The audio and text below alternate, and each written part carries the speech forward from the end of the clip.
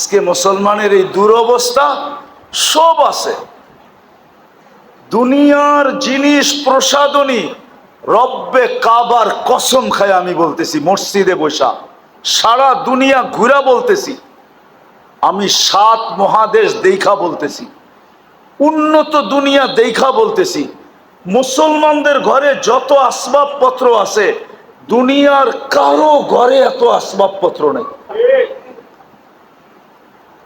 এত আসবাবপত্র কারো ঘরে, মুসলমানের ঘরে যত পুরা কাপড় চোপড় আছে দুনিয়ার কারো ঘরে এত কাপড় চোপড় নাই, কোন বিজাতির ঘরে নাই। আপনি মনে হয় মানতে চান না, ঠিক না? না, উনি মানতে চায় না। মানতে চান? এত কাপড় চোপড় নাই। যদি ওরা আমাদের মতো পুরান আলমারিতে, পুরান কাপড় আলমারিতে রেখা দিত, তাহলে শীতের সময় আপনি পুরান কাপড় বাংলাদেশে পাইতেন কোত্থেকে? ওরা তো আলমারিতে রেখা দিত, ঠিক না? ওইগুলা বাংলাদেশে আসতো কোত্থেকে? কি বলেন? আমাকে যুক্তি দিয়ে বুঝান, কোত্থেকে আসতো? ওরা পুরান কাপড় আলমারিতে রাখে না। ওরা যেটা পরার দরকার হলো পড়লো, পরা শেষ, ফালায়া দিল। ওদের ওইখানে বক্স রাখা আছে, বক্সের ভিতরে ফালায়া রেখা আসবে, ওগুলা কুড়ায়া ওইগুলা আবার বিভিন্ন আমাদের মতো গরিব দেশে আসে, ওটা ব্যবসা হয়। ওরা আলমারিতে জমা রাখে না। ওরা তো কাপড়ই পরে না, আবার এত কাপড় পরবো কোত্থেকে? মনে হয় বোঝেন নাই, কাপড়ই তো পরে না, এত কাপড় পরবে কোত্থেকে? ওরা কোনো দামি কাপড় পরে না। ওরা বলে দামি কাপড় গাদায় পড়ে, গাদায়। মনে হয় বোঝেন নাই, মাটি খাটি সোনা আদা, দামি কাপড় কিনে গাদা। কেননা কাপড় পয়ড়া গরম দিয়া দোকানে গেলেই কইব পুরান হয়ে গেছে, আর ফেরত নিব না। নিব নাকি?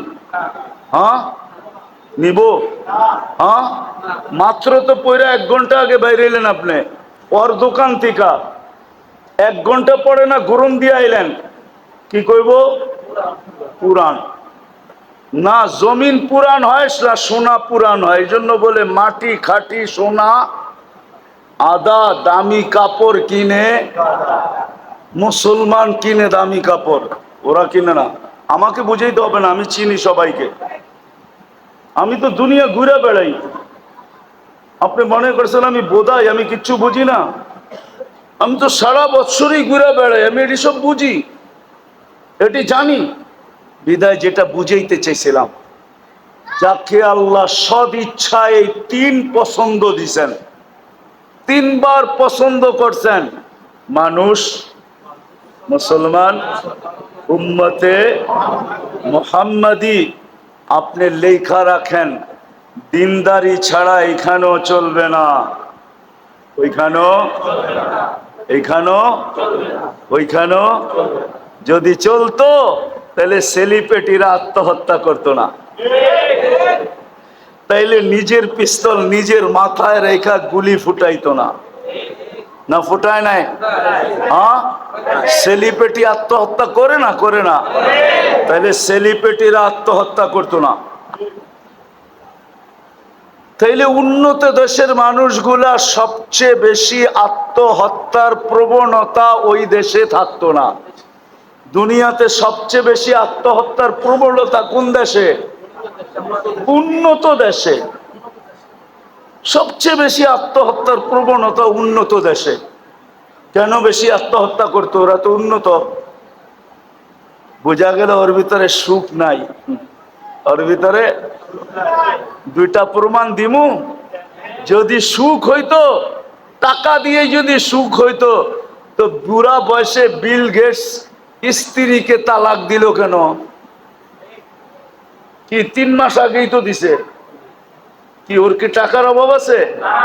হ্যাঁ, বাড়িঘর, গাড়ি সারি, প্লেন সেলেন, কোনটার অভাব? তালাক কি সুখে হয় না দুঃখে হয়? হ্যাঁ, না মনে হয় সুখী হয়, ঠিক না? কি সুখের ঠেলায় তালাক দিয়ে দেয়, ঠিক না? এত বছর সংসার করলো, এই বয়সে আইসা কি দিছে? তাহলে কানাডার প্রধানমন্ত্রী জাস্টিন ট্রুডো কয়েকদিন আগে বউরে কেন বিচ্ছেদ হইলো, স্বামী স্ত্রীর বিচ্ছেদ কেন হইলো? এই তো 3 মাস আগে হয়েছে, হয়েছে না? দেখছেন না মিডিয়ায়? কেন হলো? সুখে? না, অনেক সুখ, ঠিক না? সুখের ঠেলায় দুইজনে কয় দুই দিকে যে ঘুমাই, ঠিক না? হ্যাঁ, কি সুখের ঠেলায়? আপনারা দি উল্টা কন আরো। ওই যে বুড়া মানুষগুলা উল্টা কয়, কয় বয়স বাড়ছে আরো মোহাব্বত বাড়ছে, কন না? হ্যাঁ, ওই দেখেন হাসে, কয় বয়স বাড়ছে আরো। কি বাড়ে নাই? না, মনে হয় কমে গেছে, ঠিক না? কি বাড়ে নাই? না, সবাই মানতে রাজি না। জমির দাম বাইরা এখন মোহাব্বত বাটা বেড়ে গেছে। বয়স বাড়ছে আর কি বাড়ছে না মোহাব্বত? হ্যাঁ, মোহাব্বত বাড়ে এইখানে, আর ওইখানে ওইখানে। আমার কথা মাইনা নেন, যাকে আল্লাহ 3 বার পছন্দ করছে, দিনই পরিবেশ ছাড়াও এখানেও সুখী না, ওইখানেও সুখী না। এই জন্য আমাদের 2টা কাজ করতে হবে, 2টা কাজ করতে হবে আমাদের মুসলমানের। যা করণীয় দরকার ছিল, 2টা কাজ করতে হবে। আমাদের যুবকরা শুধু না, আমাদের সম্মিলিতভাবে নিজেদের এলাকাকে দ্বীনি পরিবেশ কিভাবে বানানো যায়, এটার জন্য হক্কানি আলেম ওলামাদেরকে সাথে নিয়ে আমাদেরকে চেষ্টা করতে হবে, ওই পন্থা বাহির করতে হবে। পারবেন? করবেন? এটা কিন্তু জরুরি, সবার উপরে ফরজ।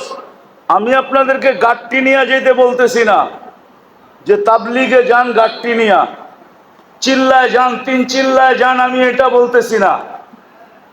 কিন্তু আপনার এলাকার পরিবেশ দিনদার বানানো, হক্কানি আলেম ওলামাদেরকে সাথে নিয়া আমাদের প্রত্যেকের উপরে জরুরি জরুরি জরুরি জরুরি। নাইলে কেউ বাঁচতে পারবেন না। পরিবেশ যখন খারাপ হয়ে যাবে, আপনিও বাঁচবেন না, আপনার জেনারেশনও বাঁচবে না, কেউ বাঁচবে না। এমন একদিন আসবে, এমন একদিন, সনপাড়ার মানুষ ভালো মতে শুনেন কিন্তু আমার কথা, এমন একদিন আসবে, এমন একদিন কেউ নিতেও রাজি হবে না, দিতেও রাজি হবে না। লেখা রাখেন আমার কথা। যদি পরিবেশ না বানাইলেন, আর যদি পরিবেশ বিগড়ে গেল, শুধু নাম শুনবো, 10 মাইল দূরের তে বেগে যাইব, কইব এই এলাকার মেয়ে আমাগো বাড়িতে, কোনো মতে না। কেউ নিতেও রাজি হবে না, আবার কেউ দিতেও রাজি হবে না, দিতে। এই জন্য আল্লাহ রসুল আইসা একটা স্লোগান দিছেন, জিতু বিকেরামতিদ দুনিয়া ওয়াল আখিরা। আবু সুফিয়ান, জিতু বিকেরামতিদ দুনিয়া ওয়াল আখিরা। আবু সুফিয়ান, আমি এক পরিবেশ নিয়ে আসছি, যেই পরিবেশের মাধ্যমে তোরা দুনিয়ার রাজত্ব পাবি, আখিরাতের রাজত্ব পাবি, দুনিয়ার রাজত্ব পাবি। আমার কথা মাইনা দেখেন, মানুষ দিতে পাগল হবে, নিতে পাগল হবে, আপনাদের এলাকায় থাকতে পাগল হবে, বাড়া খালি হওয়ার আগে বাড়া হবে। মানুষ এই পরিবেশে থাকার জন্য পাগল হবে, এই পরিবেশের দাম বেড়ে যাবে। আপনি দোকানের বাড়া চাইবেন, বলে থুন মিয়া বাড়া, এইখানে দোকানদারি করবো, বাড়া যত হোক থাকবো এইখানে, বাড়া যত হোক। কেন?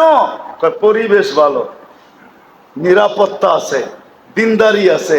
পরিবেশের কারণে সবকিছুর দাম বেড়ে যাবে, আল্লাহ বাড়ায়া দিবে, আপনাদের ভ্যালু বেড়ে যাবে। এই জন্য পায়ে হাত দিয়া বলি, ওলামারা এই সংগঠনটা যুবকদেরকে নিয়ে কায়েম করছেন, প্রতিষ্ঠিত করছেন। আরো ওলামা আছে এখানে, মাদ্রাসার ইমাম ওলামাদেরকে নিয়ে আপনারা প্রথম মেহনত করেন, যে আমরা আমাদের পরিবেশটাকে দিনদার বানাবো। বানাবেন? কে কে বানাবেন দেখি? পাক্কা? হ্যাঁ, নামান আলেমদের সাথে মশওয়ারা করে এদেরকে সাথে নিয়া। আর দ্বিতীয় আরেকটা লাগবে, যদি পরিবেশ দিনদার না হইল তাইলে সঙ্গ দিনদার হবে না। কি সঙ্গ? কোরআনে আছে, কোরআনে আছে কুনু মা সাদিকিন, কিতাবে আছে, কিতাবে কিতাবে আছে, কোরআনে আছে কুনু মা সাদিকিন। সঙ্গ ভালো বানাও, সঙ্গ। বাংলায় আছে সৎ সঙ্গে স্বর্গবাস, অসৎ সঙ্গে সর্বনাশ। উর্দুতে আছে, উর্দুতে আছে, কবিরা বলে গেছেন সোহবতে সালে তোরা সালে কোনা। ভালো সঙ্গ, পরিবেশ না হইলে সঙ্গ ভালো হবে না। এই জন্য আগে পরিবেশ বানান। আর যুবকদেরকে পায়ে হাত দিয়া বলবো, তোমাদেরকে যতদিন পর্যন্ত পরিপূর্ণ পরিবেশ না হইল অতদিন পর্যন্ত আমি একটা পরিবেশ দেখায় দিয়া যাইতেছি। ওই পরিবেশে নিজেকে আবদ্ধ করো, সংযুক্ত করো। সেটা হলো মসজিদের পরিবেশ আর হক্কানি আলেম ওলামাদের পরিবেশ। হক্কানি আলেম ওলামাদের সাথে সব সময় থাকো, মসজিদে থাকো। সঙ্গ দেখায় দিয়া যাইতেছি, হক্কানি আলেম ওলামাদের সঙ্গে থাকো যতদিন পর্যন্ত পরিবেশ ব্যাপকভাবে তৈরি না হয়। তো আবারও বলতেছি, যাকে আল্লাহ তিনবার পছন্দ করলেন ওর জন্য দ্বীনি পরিবেশ ব্যতীত বিকল্প কোনো রাস্তা নাই। দৌড়াইতে দৌড়াইতে দৌড়াইতে দৌড়াইতে একদিন মুখ থুবড়ায় পড়া মরা যাবেন। যেই সুখের আশায় দৌড়াইছেন, সুখ কোনোদিন চোখে দেখা যাবেন না। বাড়িঘর অট্টালিকা হওয়ার নাম সুখী না, বাড়িঘর রাজপ্রাসাদের মতো হওয়ার নাম কি না? দুনিয়ার দামি দামি গাড়িতে চলার নাম সুখী না, দামি স্বামী কাপড় পরার নাম সুখী না। সুখ অন্য জিনিস, সুখ সুখ সুখ অন্য জিনিস। দ্বীনি পরিবেশ ছাড়া কেউ সুখী হবে না। এই জন্য আমাদের সবার উপরে জরুরি দ্বীনি পরিবেশকে বানানো। এটার জন্যই এই সংস্থার অস্তিত্ব। কিন্তু শর্ত হইল, আপনারা যদি আলেম ওলামাদের সঙ্গ দেন, এদেরকে সাথে নিয়া যদি আপনারা চেষ্টা করেন, তাহলে আমার বিশ্বাস যেটা 10 বৎসরে হবে ওটা 1 বৎসরে হবে, যেটা 1 বৎসরে হওয়ার ওটা 1 মাসে হবে। পরিবেশ দিনদার হয়ে যাবে। আর দ্বিতীয় লাগবে সঙ্গ, সৎ সঙ্গ লাগবে। এই জন্য যুবকদেরকে বলতেছি, তোমরা যদি আমার কথা বুঝা থাকো, 2 শাস্তির থেকে যদি বাঁচতে চাও, আর তুমি যদি তোমার যৌবনের মূল্যায়ন আল্লাহর কাছ থেকে নিতে চাও, তাইলে তোমাকে নেক পরিবেশে থাকতে হবে। আরেকটা হইল নেক সঙ্গ। কি? বর্তমানে মসজিদের চেয়ে নেক পরিবেশ নাই। মসজিদে সময় দাও, আলেম ওলামাদের মজলিসের চেয়ে নেক পরিবেশ নাই। আলেম ওলামাদেরকে আলেম ওলামাদের মজলিসে সময় দাও। আর তৃতীয় হলো, যতদিন পর্যন্ত পরিবেশ না হয়, আলেম ওলামা আল্লাহ ওয়ালাদের সঙ্গে থাকো। করবেন ইনশাআল্লাহ? বুঝাইতে পারলাম? করবেন তো? হ্যাঁ, তাইলে পেটে পাথর বাঁধা সুখে থাকবেন। সাহাবা পেটে পাথর বাঁধা সুখে ছিল। কেউ লিখতে পারে না আজ পর্যন্ত। লেখছে ওনারা গরিব ছিলেন, লেখছে ওনারা অশিক্ষিত ছিলেন, লেখছে ওনারা ল্যাংটা ছিলেন, লেখছে ওনাদের কাপড় চোপড় ছিল না, কিন্তু কোনো মার লাল লিখতে পারে না আজ পর্যন্ত যে ওনারা অসুখী ছিল, সুখী ছিল না। কারো কলম দিয়ে এই লেখা বাহির হয় নাই যে ওনারা সুখী ছিল না। ওনারা সুখী ছিল, সুখী। কি ছিল? আপনি তো 2 বাচ্চা লয়া সুখী না, ওনারা 100 বাচ্চা লয়া সুখী ছিল। ইবনে উমর রাদিয়াল্লাহু তাআলা আনহুর 99টা সন্তান ছিল, 99টা। আরেক রিওয়ায়াতে আছে 101টা। উনি সুখী ছিলেন। আমরাও পেটে পাথর বেঁধে সুখী থাকবো। করবেন ইনশাআল্লাহ? তাইলে আজকে একটা কাম প্রথম করি, চলেন অতীত থেকে আল্লাহর কাছে তওবা করি। করবেন? কে কে করবেন? তাইলে বলে দেন যে আল্লাহ, মনের থেকে বলেন যে আল্লাহ অতীত থেকে তওবা করলাম, আপনি আমাদের তওবা কবুল করেন।